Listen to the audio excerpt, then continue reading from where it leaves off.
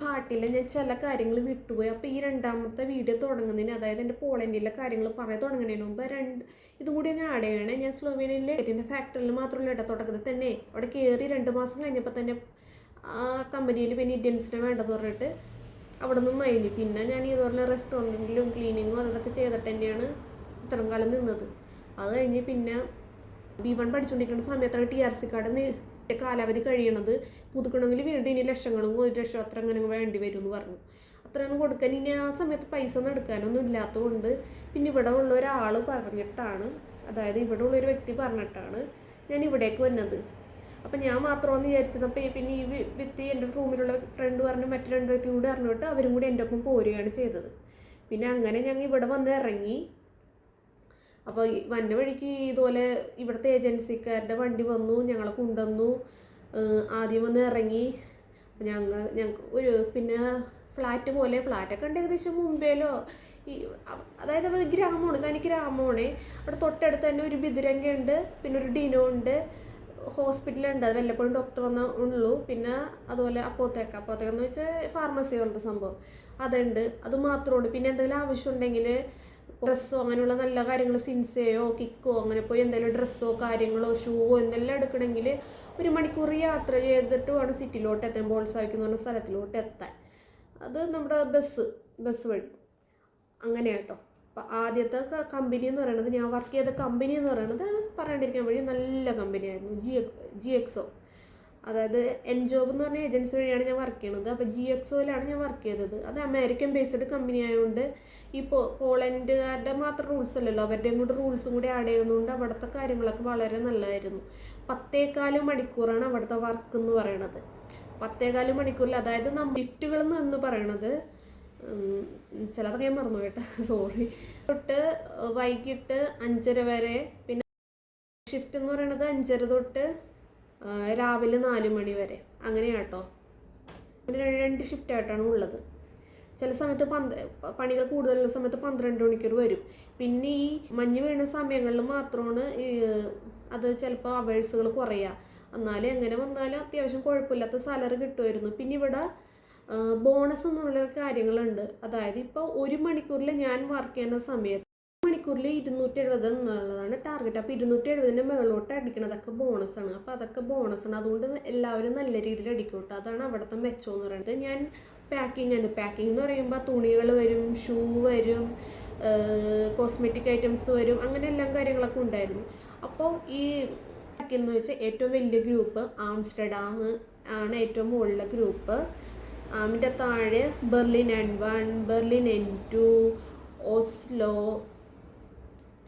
Oslo, സ്റ്റോക്കോ എന്ന് പറഞ്ഞാൽ target മാത്രം അടിച്ചിട്ട്, അത് ഓസ്ലോ എന്ന് പറഞ്ഞാൽ ഇത്തിരി കൂടി മുകളിൽ,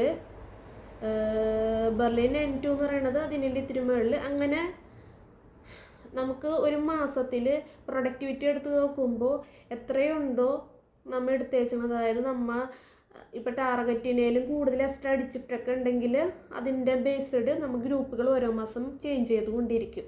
ഇവരിങ്ങനെ പറയും 3 മാസത്തോളം സ്റ്റോക്ക്ഹോമിലൊക്കെ ഇട്ട് കഴിഞ്ഞിട്ടുണ്ടെങ്കിൽ ഇവിടെ നിന്ന് ഫയർ ചെയ്യുന്നു. പക്ഷേ ഇതുവരെ അങ്ങനെ ആരെയും ഫയർ ചെയ്തൊന്നും കണ്ടിട്ടില്ല.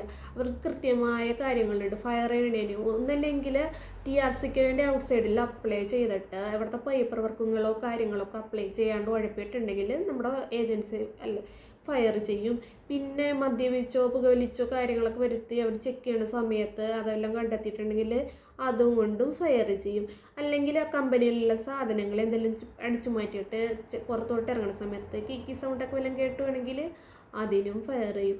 അല്ലാണ്ട് ഈ മെഡിക്കൽ ലീവ് എടുത്ത ശേഷം അത് പിന്നെ നമ്മൾ മെഡിക്കൽ ലീവ് എടുക്കുകയാണെങ്കിൽ 1 മാസത്തിൽ 3 ദിവസം മെഡിക്കൽ ലീവ് എടുക്കാൻ പാടുള്ളൂ, സിക്ക് ലീവ് എടുക്കാൻ പാടുള്ളൂ. സിക്ക് ലീവ് എടുത്തിട്ടുണ്ടെങ്കിൽ ഹോസ്പിറ്റലിൽ പോയിട്ട് അതിൻ്റെ സർട്ടിഫിക്കറ്റ് കൊടുക്കണം.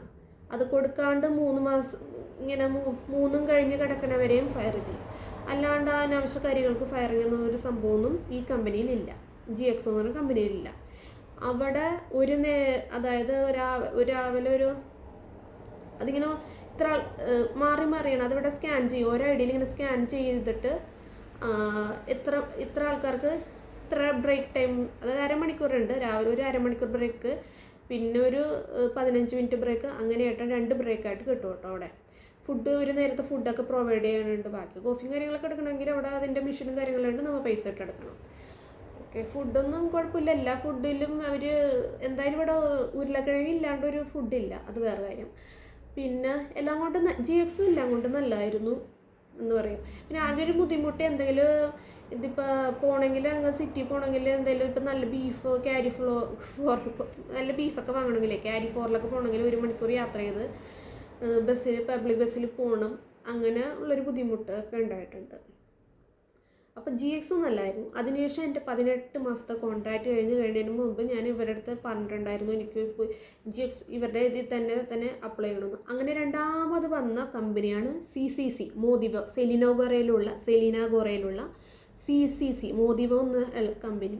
അവിടുത്തെ റൂൾസ് അയ്യോ എനിക്ക് പറയാം, ഇത്രയ്ക്ക് വൃത്തിയായിട്ട കമ്പനി വേറെ ഇല്ല.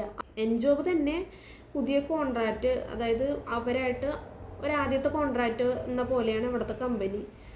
മറ്റ് GXOയിൽ വർക്ക് ചെയ്യുന്ന സമയത്ത് പെർമിറ്റും കാര്യങ്ങളും എല്ലാം ചെയ്തായിരുന്നു. മീൻസ് കൃത്യമായിട്ട് പോയായിരുന്നു, തന്നിരുന്നു 3 മാസം കൂടുമ്പോൾ. ഇവിടെ അങ്ങനെയൊന്നും തന്നിട്ടില്ല, ഒന്നും ഇല്ലാണ്ട് അങ്ങോട്ട് ഡയറക്റ്റ് കയറ്റുകയാണ് ചെയ്തത്. പിന്നെ അത് കഴിഞ്ഞ് കുറച്ച് ദിവസം പണിയെടുത്ത് കഴിഞ്ഞിട്ട് പിന്നെ അവിടെ ഒരു ഹോട്ടലിൽ വെച്ച് വിളിച്ചിട്ട് പിന്നെ അത്യാവശ്യം മീൻസ് ലീഗലിന് വേണ്ടി എന്തൊരു പേപ്പറിൽ സൈൻ ഇടിക്കുകയാണ് ചെയ്തത്. എത്ര സാലറി കിട്ടും അങ്ങനെ ഒന്നും പറഞ്ഞില്ലായിരുന്നു. പിന്നെ ഞങ്ങളുടെ റെൻറ്റ് ഈ മോദിവേദിൽ താമസിച്ചിരുന്നപ്പോൾ സിറ്റിയൊക്കെ തന്നെയാണ്, സിറ്റി കേട്ടോ. ആദ്യം ഒരു സ്ഥലത്തേക്ക് കൊണ്ടുവന്നു, പിന്നെ അവിടെ ഞങ്ങൾ മാറ്റി ഏറ്റവും ലാസ്റ്റ് സ്റ്റോപ്പിൽ കൊണ്ടുവന്ന് ഇറക്കി. അത് ഞങ്ങളാണ് ഒരുമിച്ച് വന്നിട്ട് മലയാളീസും എല്ലാവരും ഉണ്ട് കേട്ടോ, പഞ്ചാബി മലയാളീസ് ശ്രീലങ്കൻസ് എല്ലാവരും ഉണ്ടായിരുന്നു. അവിടെ നിന്ന് ആദ്യം ഞങ്ങൾ അറ്റത്തോട്ട് മാറ്റി, പിന്നെ അടുത്ത റൂമിൽ പിന്നെ മലയാളീസ് വന്നു, ബോയ്സ് ആയിരുന്നു. അങ്ങനെ വന്നു, എവിടെ ചെന്നാലും മലയാളീസ് ഫ്രണ്ട്സ് നമുക്ക് കിട്ടും, അത് വേറെ കാര്യം. പിന്നെ വന്നു, അവരെ കൊണ്ടൊന്നും വലിയ ശല്യങ്ങളും കാര്യങ്ങളും ഉണ്ടായിരുന്നില്ല, എല്ലാം നല്ല മെയിൻറ്റെയിൻ ചെയ്ത് പോകുന്ന നല്ല ടീംസൊക്കെ ആയിരുന്നു കേട്ടോ അത്. പിന്നെ എൻജോബിലായിരിക്കുന്ന സമയത്തും കിട്ടിയ റൂംമേറ്റ്സൊക്കെ ക്ലീനിങ്ങിൻ്റെ കാര്യത്തിൽ തല്ലിക്കൊടുത്തൊക്കെ ഉണ്ടായിട്ടുണ്ടെങ്കിൽ എന്നാലും ഒരുവിധം കുഴപ്പമില്ലാണ്ട് ആദ്യം തന്നെ തുടക്കത്തിൽ തന്നെ പറഞ്ഞുകൊണ്ട് അതൊരു മെയിൻറ്റെയിൻ ചെയ്ത് പോയിരുന്നു. അപ്പോൾ അവിടെ അങ്ങനെയുള്ള പ്രശ്നങ്ങളുണ്ടായില്ല. രണ്ടാമതുണ്ടായ സ്ഥലത്ത് അങ്ങനെ ഒരു പ്രശ്നങ്ങളൊന്നും ഉണ്ടായില്ല. കമ്പനി കമ്പനിയായിരുന്നു. തൊട്ടതിന് മുള്ളിൽ, അതായത് നമ്മൾ ഇപ്പോൾ അരമണിക്കൂർ ഒന്ന് ബാത്റൂമിൽ പോയി വന്നേരൊക്കെ ഇവരിങ്ങനെ നോക്കിക്കൊണ്ടിരിക്കും, എത്ര മണിക്കൂർ എടുത്ത്. പിന്നെ ഒരു സാധനം ഒന്ന് നേപ്പാളിയുടെ ഒരു ഇൻചാർജായിരുന്നു സാധനം, അവൾക്കാണെങ്കിൽ ഭയങ്കര ഷോ ഓഫാണ്. ഞാനെന്തോ വലിയ ആളാണ്, ഞാൻ പറയണ അനുസരിക്കണം, അങ്ങനെ ഇങ്ങനെയൊക്കെ ഷോ ഓഫും കാര്യങ്ങളൊക്കെ. മൈൻഡ് ചെയ്യില്ല, അത് വേറെ കാര്യം. പിന്നെ അവിടെ നിന്ന് ഫയർ ചെയ്ത് ഇത്ര ടാർഗറ്റ് ആവില്ല, പ്രൊഡക്ടിവിറ്റി ആയില്ല. പിന്നെ അവർക്ക് ഇപ്പോൾ പ്രൊഡക്ടിവിറ്റി നല്ല പ്രൊഡക്ടിവിറ്റി ഉണ്ടായിട്ടും ഫയർ ചെയ്ത് അവർക്ക് അവരുടെ ഇപ്പോൾ പ്രൊഡക്ഷൻ സമയത്ത് ആൾക്കാരെ വേണം, അത് കഴിഞ്ഞ ആൾക്കാരെ വേണ്ട. അപ്പോൾ അതിന് വേണ്ടി ഒരു റീസൺസ് ഉണ്ടാക്കി ഫയർ ചെയ്യണമെന്ന് ചോദിച്ചാൽ, അപ്പം ആരെങ്കിലും അബദ്ധം വെച്ചാൽ ഞാൻ എൻ്റെ വീഡിയോ കാണുന്നവരോട് ഞാൻ പറയുകയാണ്, CCC സെലീന ഗോറയിലെ CCയിലോട്ട് അപ്ലൈ ചെയ്യരുത്. ഇതുപോലൊരു പന്ന കമ്പനി വേറെ ഇല്ല. ഇനി അത് കഴിഞ്ഞ് അവിടെ നിന്ന് ഫയർ ചെയ്തു. ഇപ്പം ഇവിടേക്ക് വന്ന് ലെഗ്നിക്കയിലെ CCCയിൽ വന്നിട്ടുണ്ട്. ഇവിടെയും ആരെയൊക്കെ പറഞ്ഞായിരുന്നു ടാർഗറ്റ് ഇല്ലാണ്ട് ഫയറും കാര്യങ്ങളൊക്കെ ഉണ്ട്. പിന്നെ ഞാൻ ടാർഗറ്റൊക്കെ നല്ല രീതി അടിച്ചു തുടങ്ങാൻ തുടങ്ങി. അതുകൊണ്ട് പിന്നെ ഇവിടെ പ്രശ്നങ്ങളൊന്നുമില്ല. ഒരേ ഒരു പ്രശ്നമുള്ളത് ഇവിടുത്തെ റൂംമേറ്റ്സിനെ കൊണ്ടാണ്. ഒന്നാമത് എനിക്ക് അത്യാവശ്യം എല്ലാ വൃത്തിയും വെടിപ്പിലും ഇരിക്കും. എൻ്റെ സാധനത്തൊക്കെ ഞാൻ നല്ല വൃത്തിയിൽ വെടിപ്പിൽ തന്നെയൊക്കെ വെച്ചേക്കണം. ഈ ബാത്റൂമിൽ കയറി കഴിഞ്ഞ് ബോയ്സ് ആണെങ്കിൽ ക്ലീനും ചെയ്യത്തില്ല, എന്താ പറയുക, കയറും കാര്യങ്ങളൊക്കെ അവിടെ ഉണ്ടാവും. ഒരു പ്രാവശ്യം പറഞ്ഞു അത് പോട്ടെ, അത് എത്ര പ്രാവശ്യം ഉള്ള കൊച്ചുങ്ങളൊന്നുമല്ലോ പറഞ്ഞ് മനസ്സിലാക്കാൻ. എനിക്ക് ഇവിടെ വന്ന ശേഷം ജോലി സ്ഥലത്ത് എനിക്ക് കുഴപ്പമില്ല. ഇവിടെ ക്ലീനിങ്ങിൻ്റെ കാര്യത്തിൽ ഒരു ഇഷ്യൂ മീൻസ് ഞാൻ പറഞ്ഞു ഗ്രൂപ്പിൽ മെസ്സേജ് ഇട്ടു. അപ്പോൾ ഞാൻ പറഞ്ഞുകൊണ്ട് എന്നോട് ചെറിയൊരു കല്ലുകടിയുണ്ട് എന്ന് പറഞ്ഞാൽ ഞാനിപ്പോൾ തിരിച്ചു പറയും. അതുകൊണ്ട് എനിക്കിപ്പോൾ അങ്ങനെ. അപ്പോൾ ഇങ്ങനെയൊക്കെയാണ് ഇപ്പോൾ ഇവിടുത്തെ അവസ്ഥകൾ, എൻ്റെ ജീവിതമൊക്കെ. ഇതൊക്കെ കണ്ടിട്ട് നിങ്ങൾക്ക് എന്താണ് എന്നോട് പറയാനായിട്ട് തോന്നുന്നത്? എന്തെങ്കിലും കമൻറ്റ്, എന്താണ് നിങ്ങളുടെ അഭിപ്രായം? നിങ്ങൾ ചിന്തിച്ച് വെച്ചേക്കണ പോളണ്ടിനെ കുറിച്ച് ചിന്തിച്ച് വെച്ചേക്കണത് പോലെയാണോ ഞാൻ പറഞ്ഞിട്ട്? ഇപ്പം എൻ്റെ ലൈഫ് കേട്ടിട്ട് നിങ്ങൾക്ക് എന്താണ് നിങ്ങളുടെ അഭിപ്രായം എന്താണെന്നുള്ളത് കമൻറ്റ് വഴി പറയിക്കുക. എൻ്റെ വീഡിയോ ഇഷ്ടപ്പെട്ടെങ്കിൽ ലൈക്ക് ചെയ്യാനും കമൻറ്റ് ചെയ്യാനും മറക്കരുത്.